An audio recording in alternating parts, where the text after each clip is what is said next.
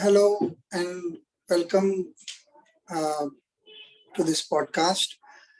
Uh, all I know is your name, Hasmukh Bhai. Uh, would you tell us something about yourself? Okay. So I'm a scientist.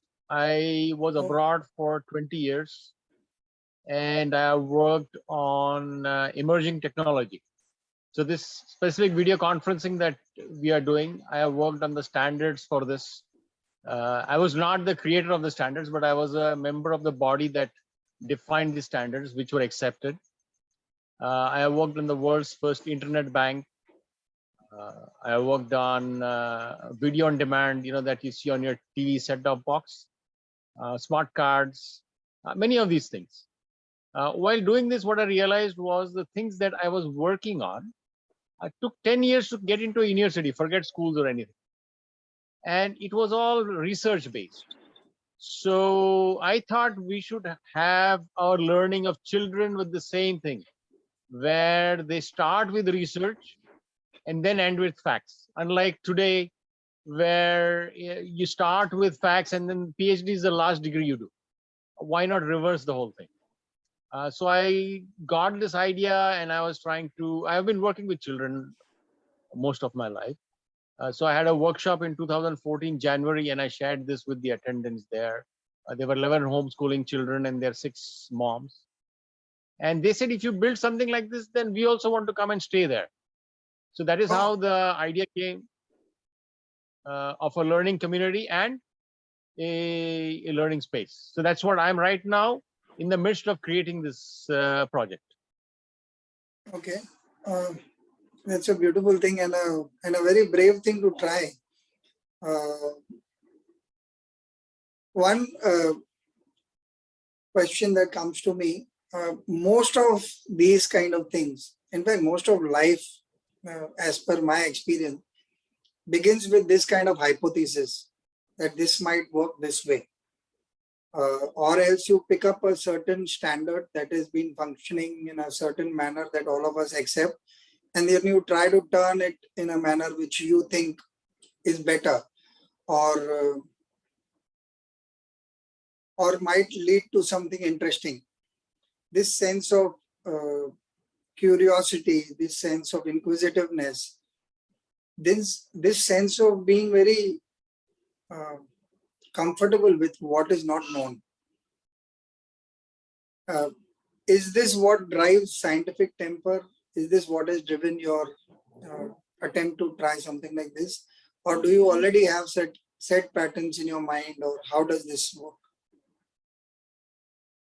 So I love working with, and I'm very comfortable with uncertainty. Sorry, with? And that is what I'm very comfortable with uncertainty. Oh, okay. So yeah, the only thing certain in life is uncertainty. Yeah. Correct. We don't know when we are going to die. We don't. But we continue, and then we don't know what the outcome is going to be, but nevertheless we don't stop planning. We plan, and sometimes things go as per plan, sometimes they don't. And with research, most of the time they don't. We have to be very agile to work with the changing circumstances, correct, and get the best outcome. So in life, nothing is perfect. At the same time, we still strive for perfection. So that is the whole dilemma that is there. And I'm very comfortable with it. And I want children to be comfortable with it. I want everybody to be comfortable with it. Because that is the reality of life. That is how we evolve. If things were perfect, then there is no further evolution. It's the end. Perfection is the end. Imperfection, uncertainty, the possibility of improvement, that is the challenge in life, and that is the fun in life. Okay. What about the negative aspects of fear and doubt when you're working with ideas that you're still developing? Now I'll try and give it a perspective that is running in my head right now. You have a few families, a few children coming and working with you, trying to figure out where you are going with this. Now, all of them kind of depend on you because you put up something in motion. Now, that pressure or the pressure of, yes, I got to deliver, even if you see it as a sense of service, does that count any? uh, Does it reflect on your methodology? Does it reflect on your making choices? How do you factor that in? Okay, so I have got 5 principles for this learning space. I don't call them principles, I call them guidelines. Yeah. Because they're not cast in stone. They Okay. are very flexible, but they are broad guidelines.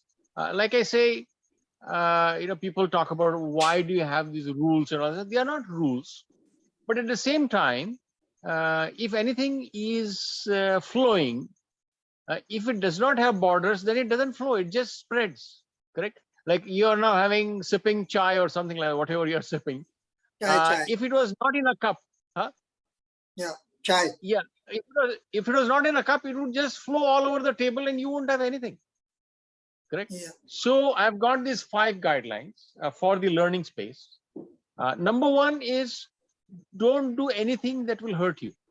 So in our learning space, especially here, I'm building this space. So what I've got here at a place called Sapna Ranch is a lab. This is a laboratory. And in this lab, I'm actually implementing those principles. So is learning by doing. That's a very important aspect. It's not learning by talking and all that, or not learning by listening. It's learning by doing, which is the experience, right? Like one of my mentors used to say, all learning comes from experience, but not all experience ends up in learning. It's quite deep. Yeah, it has stuck in my head. So it's all about experiences. So anyway, let's go to those 5 guidelines. The first guideline is don't do anything that will hurt you. So respect yourself. If you don't respect yourself, that is a fundamental thing. You can't respect anybody else. So in our place here, all my electrical points are 4 feet or higher, which means that young kids cannot put anything into that socket and then get electrocuted. Then fire, we have a fire warden. Water, again, we want to make sure that if there is anybody, there's a water body, then there is some adult there with the child. And fourth one is sharp objects. So if there are children and they're playing with sharp objects, then we want to make sure that they are responsible enough to know how to deal with them, right? So that is first is respect yourself. Again, doesn't mean that you can go and jump off a cliff, right? If there is something like that, then we will always keep some safety measures there. Second is just because we give you freedom doesn't mean that I can slap somebody else. No, you have to respect yourself, respect others. There is this school in England called Summerhill. I don't know whether you have heard about it. It's going to celebrate its 110th anniversary soon. There was a guy by the name of A.S. Neil who started it. But anyway, I like their statement. Freedom is not a license. There is freedom, but it doesn't mean that you can do anything and everything. It's not a license, correct? You have to earn your license. So respect yourself, respect others. Then number 3 is the key thing, which I call forgiving design. Okay, and like I said, there is nothing that is perfect.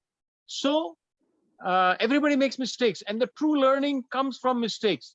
There is a saying, and the saying is, the one who does not make mistakes is taking instructions from somebody who does.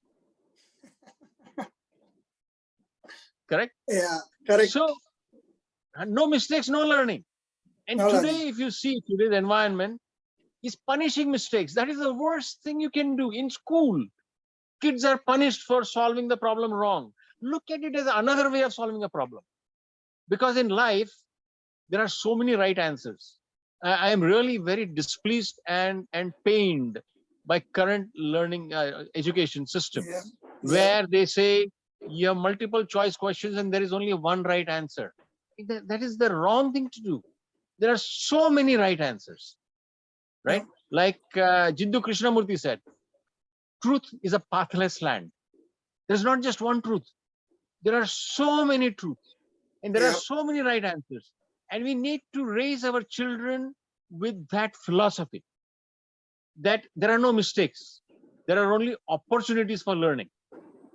Yeah. Correct? So the tagline that for the environment that I'm creating is, we give you opportunities to explore your curiosity. That is what the one line that talks about this space. Yeah. Correct?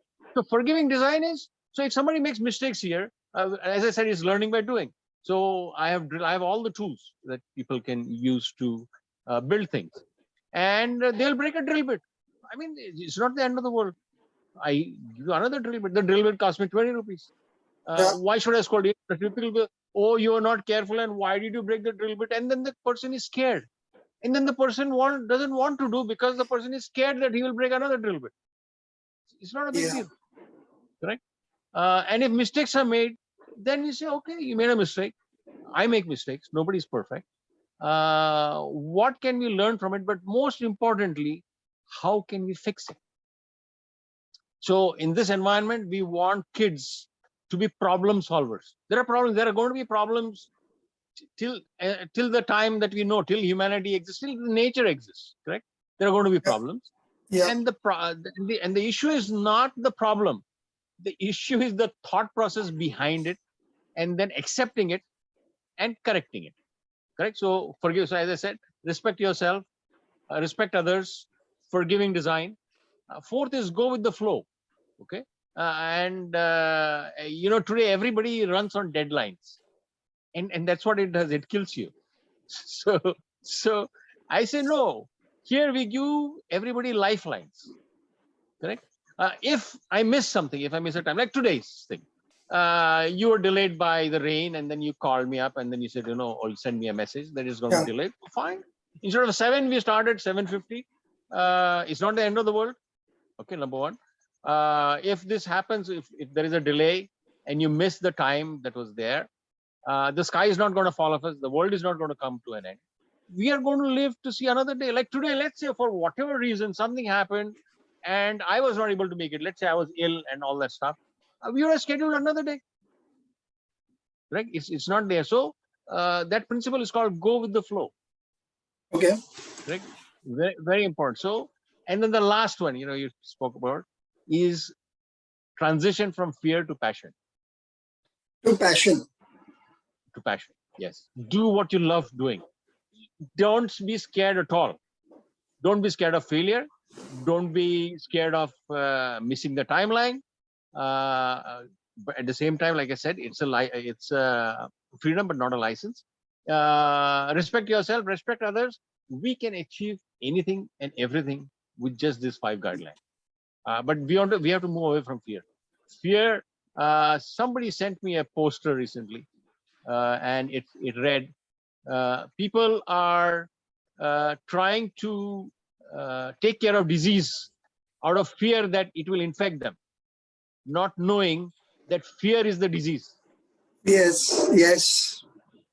I felt very strongly about that in the last 2 years. A lot of people Right. didn't get out of their homes. They refused to touch the elevator buttons. And I was like, hello, you're already on the way to disaster. You don't need a disaster anymore. Yeah. So I hope I answered your question. Is the fear? There is no fear. Okay. I find this very interesting. This whole workshop is called the Values Workshop. I was asked, you are not holding any workshops, you are not teaching anything. I said, I have nothing to teach. I personally have learned that a lot of us may not speak very well, but it does not mean that we have not resolved a lot of problems in our lives. I found that ordinary people, people like you who walked off the beaten path, a lot of them have found their own way of negotiating life, and they are happier compared to most people I see. And they've figured out little things in their lives, what was stopping that from happening, and they've changed a bit of it. And they have the same problems. Everybody has the same headaches and pain in the knee, or a bad day, a good mood. All of these things are common to all of us.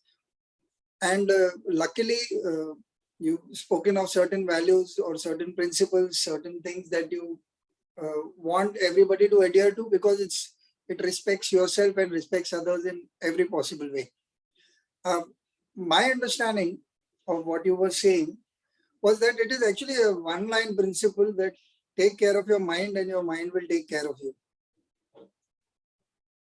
of sorts, because you are using this tool called mind, trying to give it a certain structure but still free flowing, so that it can discover, explore, which is what life is meant to be. I think all other species are quite intelligent about it, and it's only human beings who I think trip on certain basic facts certain times.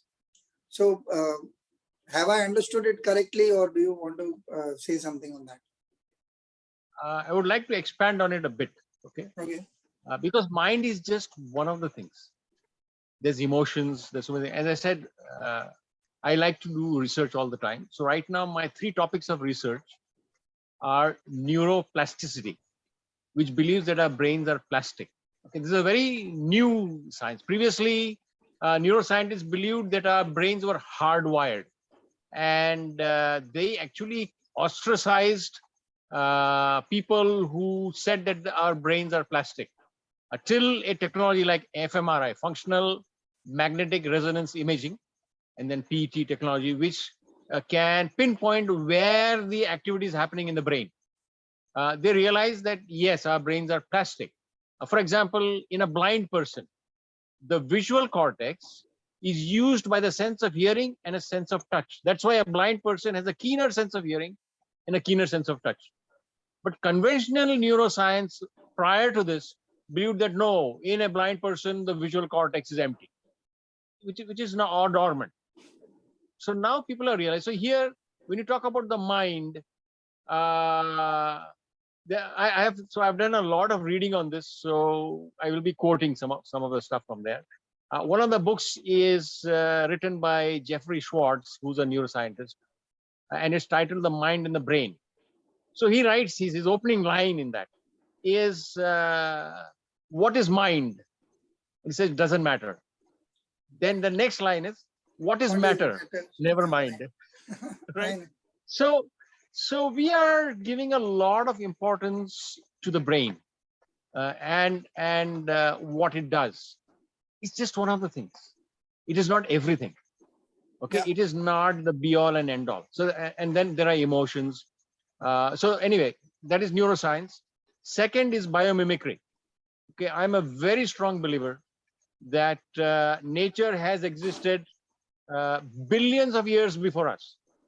Okay, and not because it's dumb. It is because it's really intelligent. Trees, for example, they are in their own place.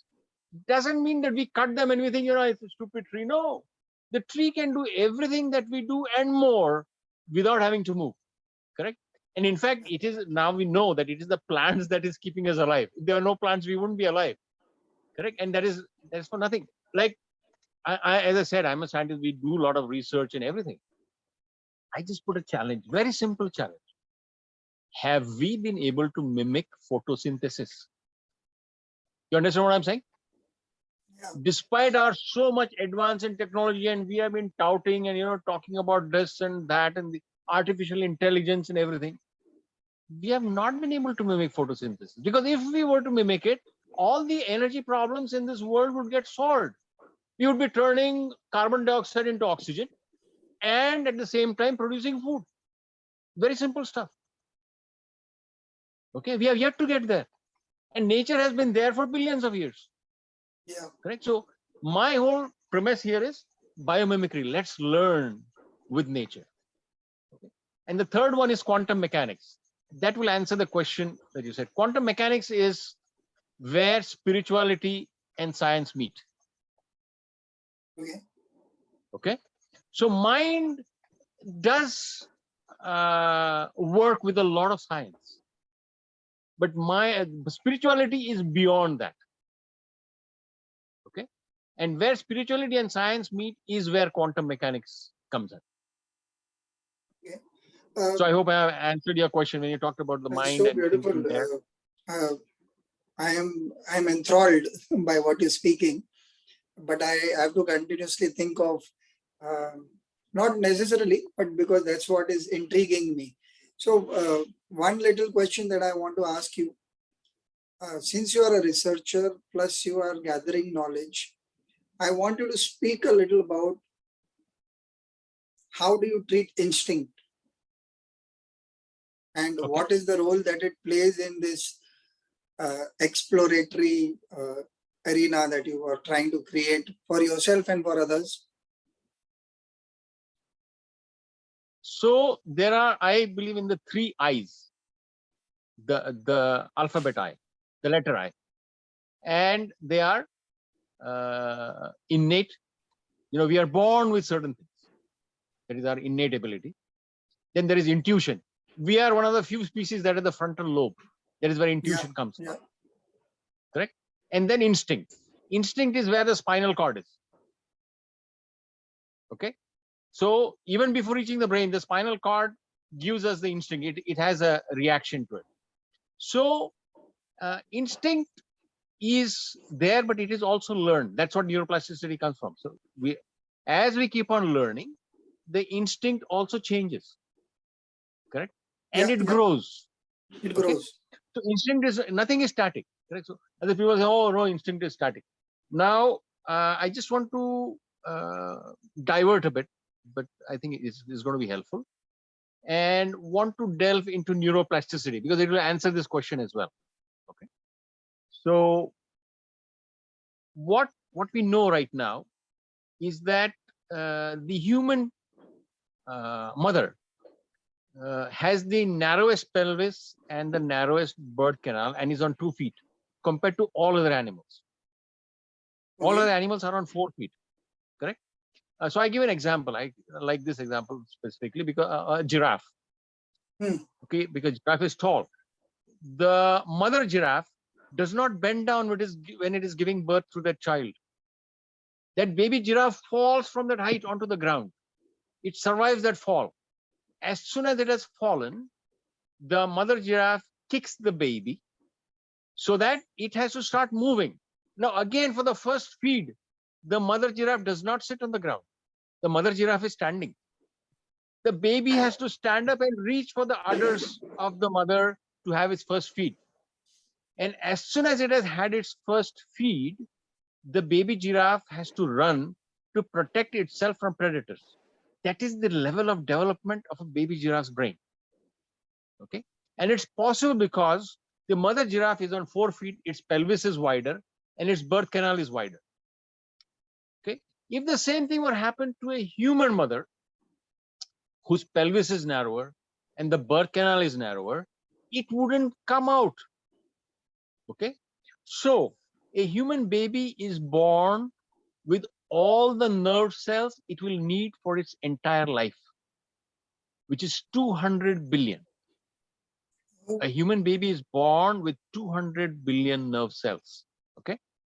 But none of them, or there is very little, what I would say, development in those nerve cells at birth. Yeah, Okay. yeah. So a human baby's head is cartilage. It is not skull. It is not bone. Okay. Yeah. So that it can contract and come out from the mother's womb. That is number one. And by the time, in today's world, by the time the child is 10, what they have done is when people pass away, when babies pass away and all that stuff, they have used, people who have donated their brains, they have used those brains to find out how many nerve cells are there. Because that is how they know that at birth there are 200 billion nerve cells. And they have found that at the age of 10, after the age of 10, only 100 billion remain. We lose 50% of the nerve cells because of lack of stimuli. Lack of? Okay. So, stimuli. Because you need to stimulate those nerve cells to get the experience.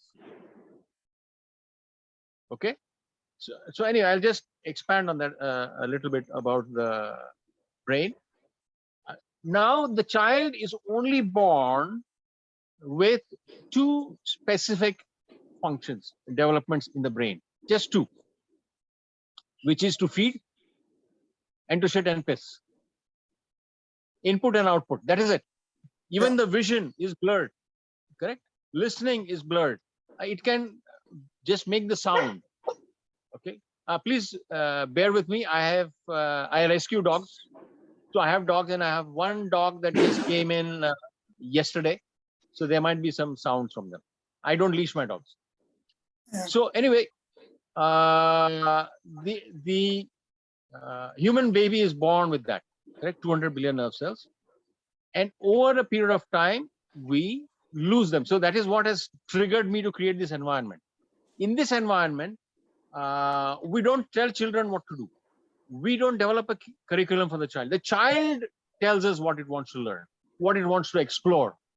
Okay, it's curiosity, and our job is to not give them answers. Our job is to guide them to the answer. Correct? Give them the tools to find the answer themselves. So we talk about self-sufficiency. This learning environment is going to be for children from the age group of 4 to 16. And my hope is that by the age of 16, with all these tools, the child will become self-sufficient in learning. When we talk about self-sufficiency in having your own food, if you are self-sufficient in learning, you can learn anything and everything in this world because you are self-sufficient. You know how to go about. Correct. Now, anyway, coming back to the brain and the stimuli. When we do all this, the human brain needs those experiences.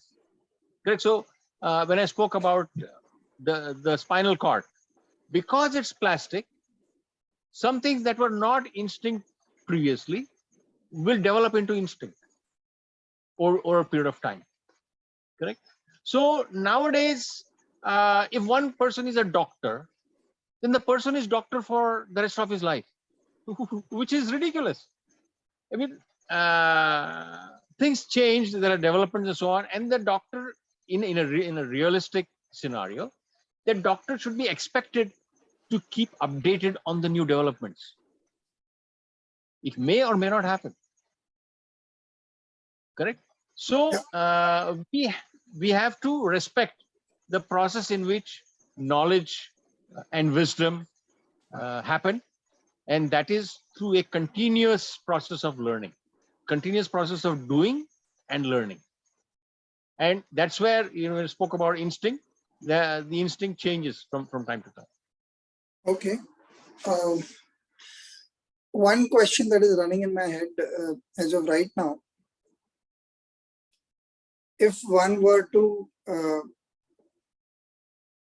let's get very practical. You said doctors in today's world, or any kind of professional for that matter. I'm an advertising writer. Around 8-10 years back, I started writing for events when I'd never done so, speeches and stuff like that. In fact, I remember the interview. I said, I've never done whatever you are asking me to. They said, yes, you are perfect.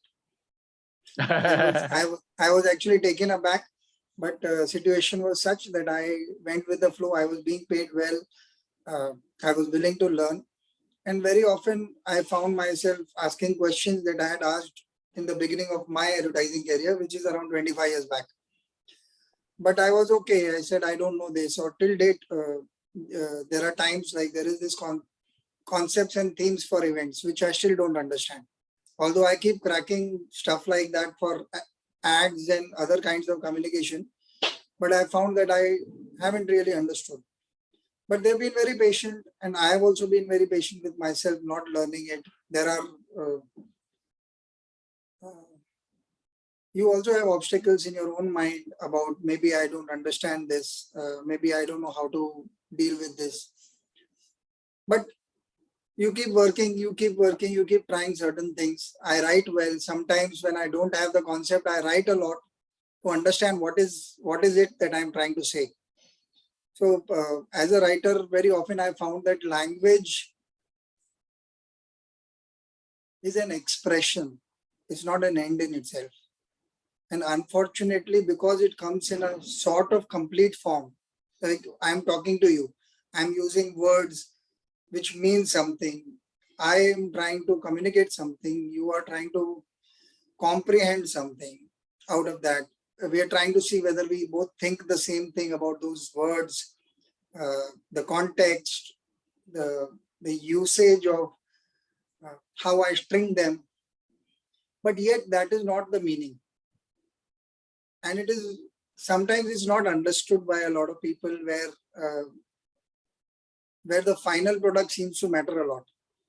But actually, when you give me any job to do, in spite of the fact that it is as I'm calling it banal just for the usage, because it's a very practical job in today's world. There is no great things you're just trying to sell. That's how we put it in our own minds. Okay, if I have to sell you this glass of water, then how do I sell it? Those are the kind of things that we talk about. But actually what happens in my head is, if I have to sell you something, so what is it that you are looking for? I start looking for human connects. I start looking at different things that trigger different emotions in you. I start looking for how do you rationally look at the proposal that I'm making. Most of the time I'm not thinking the product only. And then I come to the point where okay, this is the product and this is what I'm trying to say. Sometimes it is not even, I don't even reveal this to myself. I keep saying the same thing that others are telling me, that you are just selling the product. But this is a process that one has honed after a lot of working. Because you are a human being, there is something ticking inside. If I only stress about the deadlines, I used to have this favorite line. It is called a deadline because you're dead by the time you reach that line. So things like those, that you're stressed about certain things, or you're stressed about delivering. Oh, I am so experienced, I need to give the answer correctly. But all of those things still don't work. You may force yourself to think that you are disciplined. You're disciplined in a way that the world wants you to be.